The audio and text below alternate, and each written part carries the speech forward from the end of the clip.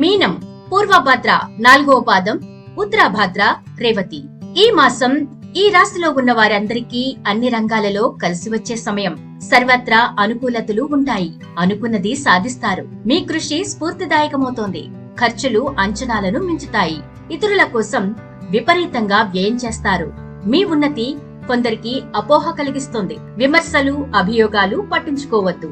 బాధ్యతలు స్వయంగా చూసుకోవాలి. మీ శ్రీమతికి అన్ని విషయాలు తెలియజేయండి. వేడుకకు సన్నాహాలు సాగిస్తారు.